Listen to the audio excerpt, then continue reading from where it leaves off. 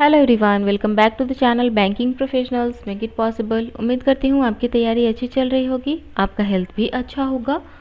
साथ साथ आप लोग एसबीआई के साथ आरआरबी की भी तैयारी स्टार्ट कर चुके होंगे। अगर नहीं की है तो अभी भी देर नहीं हुई है, आपको स्टार्ट कर देना चाहिए। एक और अपडेट मैं आपको यहाँ पे दे दूँ आगे बढ़ने से पहले कि 26 जून लास्ट डेट है। ठीक है, ये लास्ट डेट है आरआरबी का फॉर्म फिल करने का, तो इससे पहले भर लीजिए। लास्ट डेट का वेट मत कीजिएगा, क्योंकि लास्ट डेट पे अगर पेमेंट फंस गया या फिर किसी भी तरीके का कोई इशू हुआ तो फिर कोई ऑप्शन नहीं बचता है। So don't wait for the last date, आप लोग इसका फॉर्म अप्लाई कर दीजिए अगर आप करने वाले हैं तो। ठीक है, चलिए इस वीडियो के बारे में बात करते हैं। ये वीडियो एक प्लेलिस्ट मैं चला रही हूँ जिसमें कि मैं आपको प्रैक्टिस पज़ल प्रोवाइड करवा रही हूँ। कुछ पज़ल्स जो मैंने दिए थे, कुछ पज़ल्स जो आपने डाउट के रूप में पूछे हैं टेलीग्राम ग्रुप में। टेलीग्राम ग्रुप ये क्या है उसका नाम मैं आपको बता दूंगी। तो ये प्रैक्टिस पज़ल मैं चला रही हूँ आरआरबी पीओ और क्लर्क के लिए, प्रीलिम्स से लेके मेंस तक टोटल पज़ल मैं यहाँ पे आपको सॉल्व करवाऊँगी। तो मैं आपको बता दूँ, ये बैंकिंग प्रोफेशनल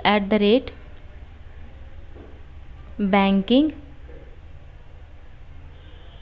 प्रोफेशनल्स इस प्लेटफॉर्म पे जाके आप अपना डाउट शेयर कर सकते हैं या फिर वहाँ पे पूछ सकते हैं। बहुत सारे मेंबर वहाँ पे जो ऐड हैं वो भी रिप्लाई कर देंगे। अगर आप वीडियो सॉल्यूशन चाहते हैं तो आप अपने क्वेश्चन वहाँ पे पोस्ट करके ये भी बोल सकते हैं कि आपको वीडियो सॉल्यूशन चाहिए। तो ये सेशन आज मेनली इसी से रिलेटेड है, आप ही का डाउट है जो कि मैं यहाँ पर सॉल्व करके आपको बताने वाली हूँ। तो चलिए शुरुआत करते हैं। एक और रिक्वेस्ट, अगर आपने चैनल को सब्सक्राइब नहीं किया है तो कर लीजिए भाई, क्योंकि अगर चैनल को सब्सक्राइब करके बेल आइकन दबाइएगा तभी आगे आने वाले वीडियो के नोटिफिकेशन आपको मिलते रहेंगे, क्योंकि हर बार वीडियो आपको सजेशन में नहीं मिलेगा। चलिए आगे बढ़ते हैं। आई होप कि आपने पहले के वीडियोस देखे होंगे प्लेलिस्ट में, और नहीं देखे हैं तो देख लीजिए। आज फिर से मैं एक बार आपको रिपीट कर देती हूँ कि रूल क्या है। रूल किस चीज़ का? सॉल्व। रूल फॉर, वैसे फॉर नहीं होगा, यहाँ पे मैं आपको इंग्लिश भी बता दूँ। रूल टू सॉल्व, ठीक है, rule to solve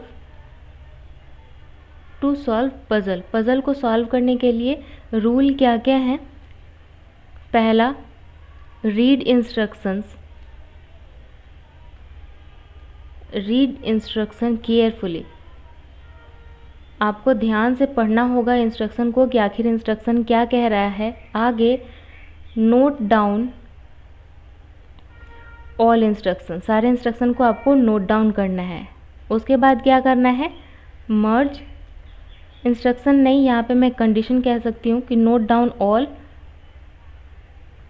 conditions and then merge all conditions. बस इतना ही सा काम होता है पज़ल को सॉल्व करने के लिए। तो चलिए शुरुआत करते हैं आज के पज़ल से। 6 person were seated in linear row. एक लाइन में 6 लोग बैठे हैं, इसे हम लोग क्या बोलते हैं? Linear sitting arrangement. Linear sitting arrangement, ठीक है। तो 6 लोग हैं, एक लाइन में बैठे हैं। Some of them were facing north while some of them were facing south. 6 लोग हैं, एक लाइन है, ठीक है। यहाँ पे मैं इसको बनाती हूँ। एक लाइन है जिसमें 6 लोग हैं, 1 2 3 4 5 6। हर बार की तरह 2 कंडीशन मैं हमेशा से आपको बोलती हूँ कि बनाना चाहिए, ताकि आपका एन मौके पे कोई अगर कंडीशन नहीं मैच कर रहा है तो आपको पूरा फिर से ना बनाना पड़े, ठीक है। तो 6 लोग मैंने बिठा लिया। If 2 person faces same direction, then 1 person faces north and also other person faces north. अगर कंडीशन बोल रहा है कि both of them are facing in the same direction, इसका मतलब कि अगर एक नॉर्थ देख रहा है तो दूसरा भी नॉर्थ देखेगा, अगर एक साउथ देख रहा है तो दूसरा भी साउथ देखेगा। इसका कहने का मतलब ये है, if 2 person are facing opposite direction, then 1 person faces north and other person faces south. अगर बोला गया है कि 2 लोग हैं और दोनों अपोजिट डायरेक्शन देख रहे हैं, तो एक नॉर्थ देख रहा है तो दूसरा साउथ देखेगा, दूसरा साउथ देख रहा है तो एक नॉर्थ देखेगा, ठीक है। तो ये कंडीशन ऐसा होता है। अपोजिट में एक नॉर्थ एक साउथ, सेम डायरेक्शन में या तो दोनों नॉर्थ होगा या तो दोनों साउथ होगा, ठीक है। चलिए आगे बढ़ते हैं। A is seated second from one of the end and second to right of F. A is seated second from one of the end. A जो है वो किसी एंड से सेकंड बैठा है। तो मान लेते हैं कि अगर ए यहाँ बैठा है इस साइड में, एक बार देखते हैं कि ए यहाँ बैठा है, सेकेंड एंड हो गया, ठीक है, second from one of the end, and second to right of F, F के सेकेंड टू राइट में ए बैठा है, सेकेंड टू राइट में। अब इधर तो एफ हो नहीं सकता है, यहाँ तो एफ कहीं नहीं होगा, तो एफ को यहाँ होना पड़ेगा, और एफ के सेकेंड टू राइट में ए होने के लिए एफ को साउथ की तरफ देखना पड़ेगा, ठीक है। इधर एफ के लिए कोई जगह नहीं है, तो एफ को कहाँ बैठना पड़ेगा, यहाँ बैठना पड़ेगा, और ये नॉर्थ देखेगा तभी सेकेंड टू राइट में ए होगा, ठीक है। यहाँ तक कंडीशन हो गया। J is seated to immediate left of P, P के इमीडिएट लेफ्ट में कौन है, जे है। P is not seated at the end, P जो है वो इंड पे नहीं बैठा है, तो हम लोग क्या करेंगे, इंड करके यहाँ पे क्रॉस कर दिया। K is seated second to left of C, K जो है सी के सेकेंड टू लेफ्ट में बैठा है। C who is facing north, C जो है वो नॉर्थ की तरफ देख रहा है। के and F R not immediate neighbours, के और एफ एक दूसरे के पड़ोसी नहीं हैं, ठीक है। पी एंड के फेसेस सेम डायरेक्शन, पी और के दोनों सेम डायरेक्शन में देख रहे हैं, तो मैंने क्या लिखा, सेम DIR कर दिया, ठीक है। A and J faces same direction, A और जे जो हैं वो भी, ए और जे ये भी क्या कर रहे हैं, सेम डायरेक्शन में देख रहे हैं, but faces opposite to the direction in which K was, ये किसके हैं, ये दोनों एक सेम डायरेक्शन में हैं लेकिन अपोजिट है, अपोजिट ऑफ के अपोजिट में देख रहे हैं। अगर के नॉर्थ है तो इन दोनों साउथ होंगे, अगर के साउथ है तो ये दोनों नॉर्थ होंगे, ठीक है। चलिए आगे देखते हैं, कंडीशन को हम लोग मर्ज करने की कोशिश करते हैं। Sorry for the background noise, extremely sorry, I hope आप लोग एडजस्ट कर लेंगे। तो चलिए आगे का कंडीशन देखते हैं। अब यहाँ पे क्या है, P इंड पे नहीं होगा और P के इमीडिएट लेफ्ट में J है, तो यहाँ पे P नहीं हो सकता। दोनों इमीडिएट लेफ्ट और इमीडिएट राइट के लिए इस कंडीशन में ये दोनों जगह बचा है और इस कंडीशन में ये दोनों जगह बचा है। तो J जो है वो P के इमीडिएट लेफ्ट में है, तो P को नॉर्थ देखना पड़ेगा तभी इमीडिएट लेफ्ट होगा। यहाँ P एंड पे तो होगा नहीं, तो P को यहाँ करना पड़ेगा, और P के इमीडिएट लेफ्ट का मतलब है कि P को साउथ देखना पड़ेगा तभी J यहाँ पे बैठ पाएगा, ठीक है। ये दो कंडीशन यहाँ तक आपको समझ में आया होगा। अब आगे बढ़ते हैं, ये कंडीशन हो गया हमारा, FA वाला कंडीशन भी हमारा हो गया। P और K सेम डायरेक्शन में, ये हमें नहीं पता। C जो है वो नॉर्थ फेसिंग है और K सेकेंड टू लेफ्ट में है C के, तो C को अगर हमने यहाँ बिठाया तो K को हमें यहाँ बिठाना पड़ेगा। C नॉर्थ फेसिंग है तो C का सेकेंड टू लेफ्ट K यहीं पे होगा, ठीक है। इस कंडीशन में हम लोग C को यहाँ बिठाते हैं, K को यहाँ, क्यों, क्योंकि C नॉर्थ फेसिंग है तो इसका सेकेंड टू लेफ्ट K यहीं पे होगा। अब ये कंडीशन आप देखिए ध्यान से, F और K ये दोनों एक जगह नहीं हो सकते, पड़ोसी नहीं हो सकते, लेकिन यहाँ है, मतलब ये कंडीशन हमारा सही नहीं है, ठीक है। आगे देखते हैं, P और K सेम डायरेक्शन में देख रहे हैं। यहाँ पे देखिए P और K सेम डायरेक्शन में देख रहे हैं, तो P अगर साउथ देख रहा है इसका मतलब K भी साउथ देख रहा है, ठीक है। A और J सेम डायरेक्शन में देख रहे हैं, A और J सेम डायरेक्शन में देख रहे हैं, लेकिन K के अपोजिट देख रहे हैं। तो K अगर साउथ देख रहा है तो A नॉर्थ देखेगा, तो J भी नॉर्थ देखेगा, ठीक है। तो ये हो गया आपका कंडीशन कंप्लीट और ये हो गया आपका सॉल्यूशन। उम्मीद करती हूँ आपने इसी तरीके से सॉल्व किया होगा, और इसका टारगेट टाइम अगर पूछा जाए कि कितना समय लगेगा तो आई विल से कि 2 मिनट से ज़्यादा इसमें आपको नहीं लगना चाहिए। 2 मिनट सफिशिएंट है इसको सॉल्व करने के लिए। उम्मीद करती हूँ समझ में आ गया होगा। नहीं आया है तो क्या टर्म नहीं आया है आप कमेंट सेक्शन में पूछ सकते हैं। आगे बढ़ते हैं। 5 बैट्समैन, 5 बैट्समैन हैं। Alex, Jos, John, Ben, Eoin are standing at different fielding position among. 5 लोग हैं, बैट्समैन हैं, पाँचों बैट्समैन हैं और ये 5 अलग अलग पोजीशन पे खड़े हैं। कौन कौन सा पोजीशन है? Cover, gully, keeper, point and slip. Everyone is wearing a different number jersey wise. हर कोई अलग अलग नंबर का जर्सी पहना है। कौन कौन सा नंबर है? 10, 22, 37, 45 और 98। इस तरीके से ये लोग का जर्सी का नंबर है। सब अलग अलग पोजीशन पे खड़े हैं और 5 लोग भी हैं। Neither Jos nor Ben is standing at gully. ना ही जॉन ना ही बेन जॉस या और ना ही बेन गुल्ली पे खड़े हैं। तो अब देखिए इसे कैसे बनाते हैं। अब यहाँ पे होगा क्या कि शुरुआत कैसे करें, जर्सी नंबर पहले लिखें, जर्सी नंबर को बेस मान के चलें, नाम को बेस मान के चलें, या फिर उनका फील्डिंग पोजीशन बेस मान के चलें। ठीक है, तो यहाँ पे मैं आपको कहूँगी कि यहाँ पे आपको नाम लेके चलना चाहिए। एलेक्स, जॉस, जॉन, बेन और इयॉन। ठीक है, इन सब का मैंने यहाँ पे नाम रख लिया।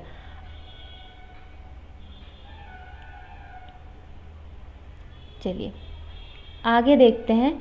नीदर जॉस नॉर बेन, ना ही जॉस ना ही बेन गली पे खड़ा है। तो यहाँ पे क्या किया मैंने, जॉस के सामने कर लिया और बेन के सामने गली लिख लिया, मतलब ये दोनों गली नहीं हो सकते हैं। द वन स्टैंडिंग एट गली is wearing the smallest number Jersey. अब यहाँ पे जैसे ही स्मॉलेस्ट आए तो मैं क्या करूँगी, यहाँ पे सारे जर्सी का नंबर मैंने लिख लिया। ठीक है, अब जो भी गली पे खड़ा है, गली पॉइंट पे जो भी खड़ा है वो स्मॉलेस्ट नंबर ऑफ जर्सी पहना है। इसका मतलब कि गली 10 नंबर का जर्सी पहना है, सबसे छोटा तो 10 ही है। ठीक है, Alex is standing at slip, Alex जो है वो स्लिप पॉइंट पे खड़ा है। And Eoin is wearing biggest number jersey then Alex, Eoin जो है वो एलेक्स से बड़ा नंबर का जर्सी पहना है। ठीक है, एलेक्स का जो भी है जर्सी का नंबर उससे बड़ा है इयॉन का।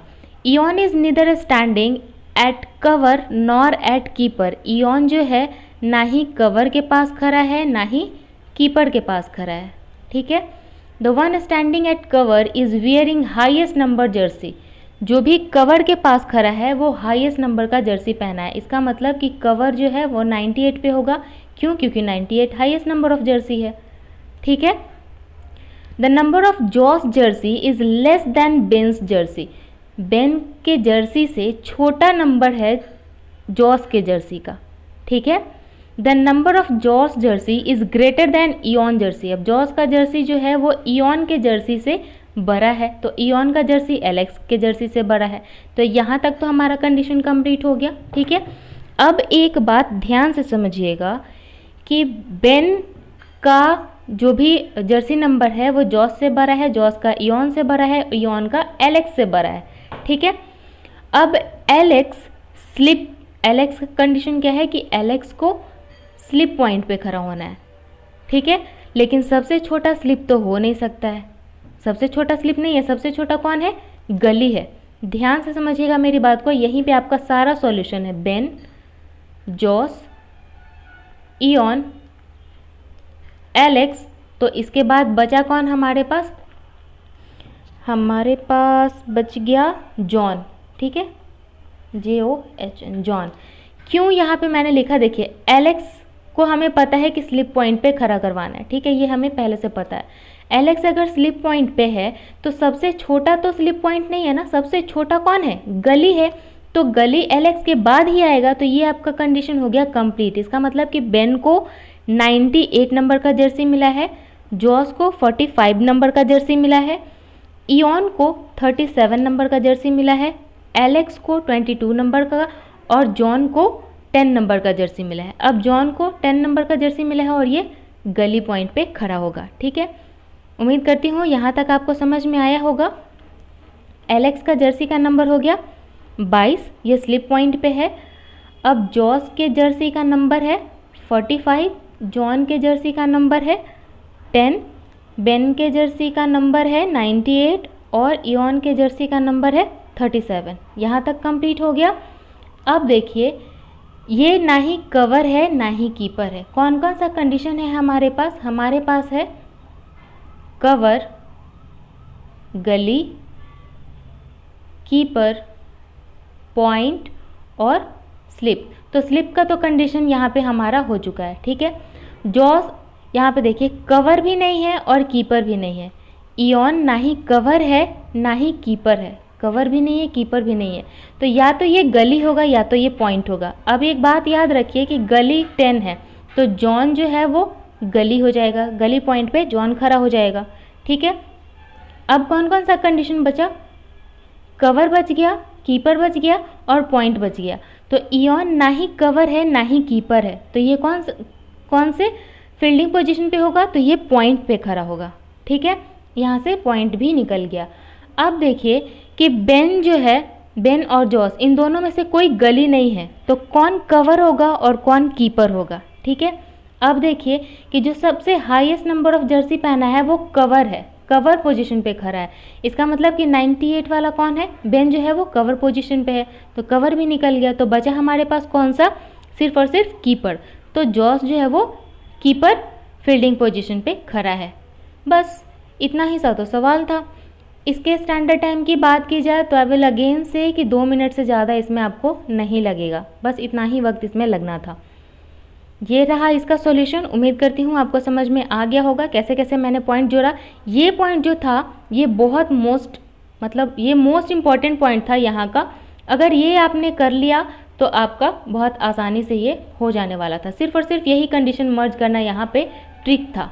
ठीक है, उम्मीद करती हूँ आपको समझ में आ गया होगा। अगर कोई पॉइंट छूट गया है, कुछ आपको नहीं समझ में आया, तो डेफिनेटली आप कमेंट बॉक्स में पूछ सकते हैं। ठीक है, तो this is the solution of this question. चलिए आगे बढ़ते हैं। 7 people in a company are posted at different designation। Designation based जो बोला जाता है कि डेजिग्नेशन बेस्ड पजल आया था, तो ये यही है डेजिग्नेशन बेस्ड पजल। 7 लोग हैं एक कंपनी में, अलग अलग पोस्ट पे। कौन कौन सा पोस्ट है, this designation in decreasing order rank are. Decreasing order का मतलब कि जो सबसे पहले रैंक दिया है ये सबसे हाईएस्ट है, और सबसे लास्ट में जो रैंक दिया है वो सबसे लोएस्ट है। ठीक है, तो हम लोग क्या करते हैं, इसे हम सीधा सीधा मैं क्या करती हूँ, इसे सीधा सीधा पहले डेजिग्नेशन ही इसका लिख लूँ, ताकि आसानी होती है। अगर डेजिग्नेशन आपको असेंडिंग डिसेंडिंग अगर दिया हुआ है तो वो ज़्यादा आसान होता है बनाना। ठीक है, तो आगे यहाँ पे मैंने क्या किया, डायरेक्टर लिख लिया। मैं थोड़ा सा इसे नीचे करती हूँ ताकि लोगो अगर आए एडिटिंग काइन मास्टर का तो आप लोग को दिक्कत ना हो पढ़ने में।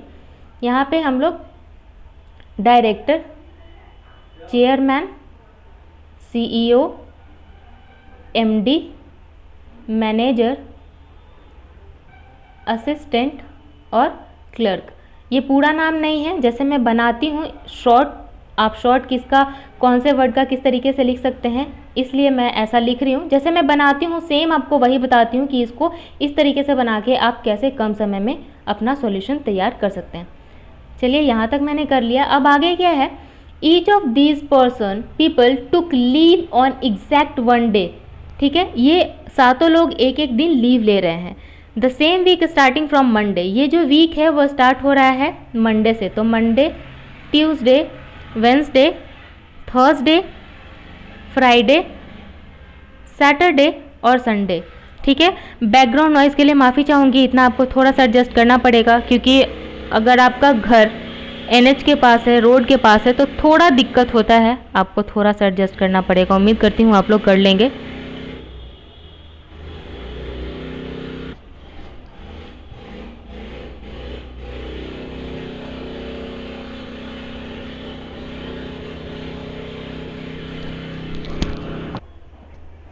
चलिए शुरुआत करते हैं इसे अब सारे कंडीशन को पढ़ के और उसे मर्ज करने का। ठीक है, मंडे से स्टार्ट हो रहा है 7 दिन, तो मंडे से मैंने संडे तक बना लिया।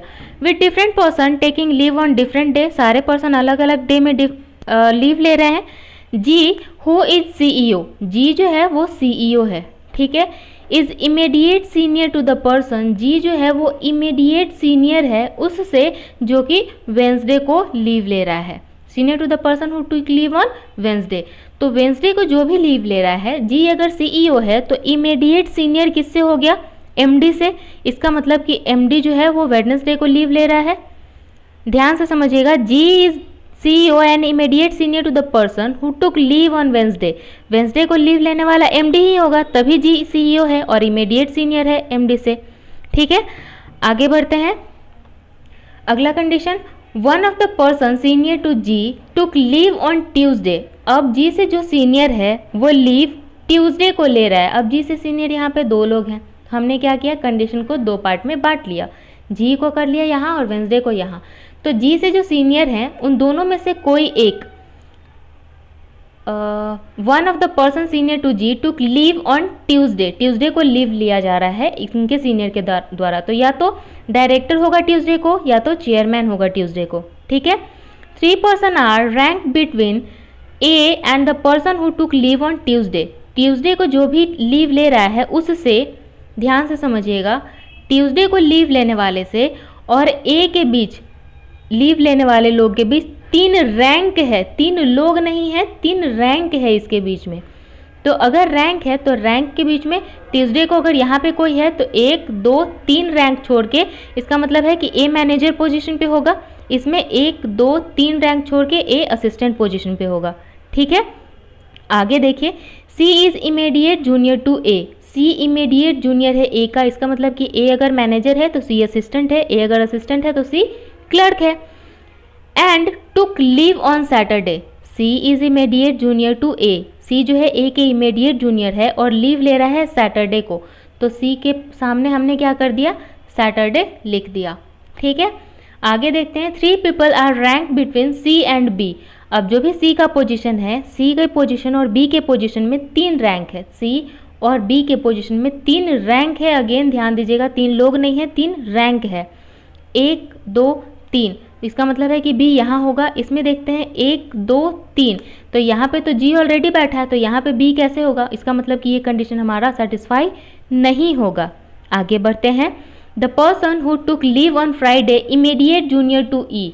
जो भी फ्राइडे को लीव ले रहा है, फ्राइडे को लीव ले रहा है, वो इमीडिएट जूनियर है ई से, but immediate senior to the person who took leave on Sunday. लेकिन संडे वाले से इमीडिएट सीनियर है। ठीक है, D is senior to F. D जो है वो एफ से सीनियर है। ठीक है, F did not take leave on Monday. F जो है वो मंडे को लीव नहीं ले रहा है। यहाँ तक हो गया आपका सारा कंडीशन, हम लोग पढ़ चुके। अब ध्यान से समझिएगा सारी बातों को। यहाँ पे हमारा डे कंप्लीट है। यहाँ पे देखिए, ई जो है, ई के जस्ट नीचे फ्राइडे वाले का पोजीशन है और फ्राइडे के जस्ट नीचे संडे वाले का पोजीशन है। ठीक है, तो यहाँ पे आपके पास कौन कौन सा ऐसा पोस्ट बचा है जहाँ पे एक नाम और 2 दिन रखा जाए। तो यहाँ पे अगर हम लोग नाम रखते हैं तो फ्राइडे तो यहाँ आ जाएगा। यहाँ पे अगर हम लोग ई को रखते हैं तो यहाँ पे फ्राइडे तो आ जाएगा, लेकिन संडे यहाँ नहीं आएगा। ई को यहाँ रखेंगे तो उसके नीचे कुछ नहीं आएगा। इसका मतलब सिर्फ और सिर्फ एक पोजीशन बचा है। ई को हमें ट्यूसडे के पास यहाँ पे रखना पड़ेगा, तो जस्ट उसके नीचे फ्राइडे वाले का पोजीशन हो जाएगा और फ्राइडे के जस्ट नीचे संडे वाले का पोजीशन हो जाएगा। ठीक है, अब कौन कौन सा हो गया, ए हो गया हमारा, बी हो गया, सी हो गया, डी और एफ बचा हुआ है। ठीक है, डी और एफ को हमें प्लेस करना है। तो डी जो है वो सीनियर है एफ से, इसका मतलब है कि हमें डी को यहाँ बिठाना पड़ेगा और एफ को यहाँ बिठाना पड़ेगा, तभी डी सीनियर होगा। ठीक है, अब एफ जो है वो मंडे को काम नहीं करता है, इसका मतलब कि मंडे को कौन काम करेगा, मंडे को काम करेगा ए। ठीक है, कौन कौन सा दिन हमारा हो गया, Monday, Tuesday, Wednesday, Friday, Saturday, Sunday. इसका मतलब कि थर्सडे हमारा बचा है, तो थर्सडे हो जाएगा एफ के पास। तो ये हो गया आपका सॉल्यूशन कंप्लीट। ठीक है, उम्मीद करती हूँ यहाँ तक आपको समझ में आ गया होगा। ये पूरा कंडीशन मर्ज करना भी आपको समझ में आ गया होगा और आपका सॉल्यूशन भी सेम होगा। जब भी मैं सॉल्व करती हूँ ना, तो आप भी साथ साथ सॉल्व किया कीजिए, तब जाके ज़्यादा आसानी होती है समझने में, क्योंकि कहाँ पे आप गलती कर रहे हैं और कहाँ पे आप कर सकते हैं जो कि आप एग्ज़ाम में ना करें, वो आपको समझ में आता है साथ साथ सॉल्व करने से। उम्मीद करती हूँ अगर आपने आज सॉल्व किया है तो अच्छी बात है, नहीं किया है तो आगे से ज़रूर करेंगे। ये कौन सा डे था, संडे। ठीक है, यहाँ पे मैं लिख देती हूँ संडे। ठीक है, ये रहा आपका सॉल्यूशन। तो आप भी सॉल्व करते रहिए, क्योंकि कहा जाता है practice makes a man perfect. तो प्रैक्टिस से ही आपको आएगा, आपका स्पीड भी बनेगा। इस पजल को भी सॉल्व करने के लिए स्टैंडर्ड टाइम 2 मिनट। आपको लगता है कि यार 2 मिनट में क्या होगा, 2 मिनट में बहुत पजल सॉल्व हो सकते हैं। और यह लेवल प्रीलिम्स का है, आरआरबी पीओ प्रीलिम्स लेवल का ये क्वेश्चन है। ठीक है, तो इससे आपको 2 मिनट से ज़्यादा आपको नहीं लगेगा। सिर्फ सॉल्व करने की बात कर रही हूँ, ध्यान से समझिएगा, सिर्फ सॉल्व करने की बात कर रही हूँ। मार्क करने में आपको 40 से 45 सेकेंड लग सकते हैं 5 सवाल मार्क करने में। तो ये सॉल्यूशन टाइम मैं बताती हूँ कि आपको 2 मिनट लगना चाहिए ये पजल सॉल्व करने में। उम्मीद करती हूँ आप लोग इस टारगेट को जरूर फॉलो करेंगे, इस प्लेलिस्ट को फॉलो करेंगे, ताकि आपका ये जो 2 मिनट वाला टारगेट है ऐसे पजल को सॉल्व करने में बहुत हेल्पफुल होने वाला है आपके लिए। उम्मीद करती हूँ आप लोग लाइक जरूर कीजिएगा। अगर आपको वीडियो सपोर्टिव लगा है, हेल्पफुल लगा है, तो प्लीज़ लाइक कर दीजिएगा। दोस्तों के साथ शेयर भी कीजिए ताकि उन्हें भी हेल्प मिले पजल सॉल्व करने में, पजल फोबिया उनका दूर हो जाए।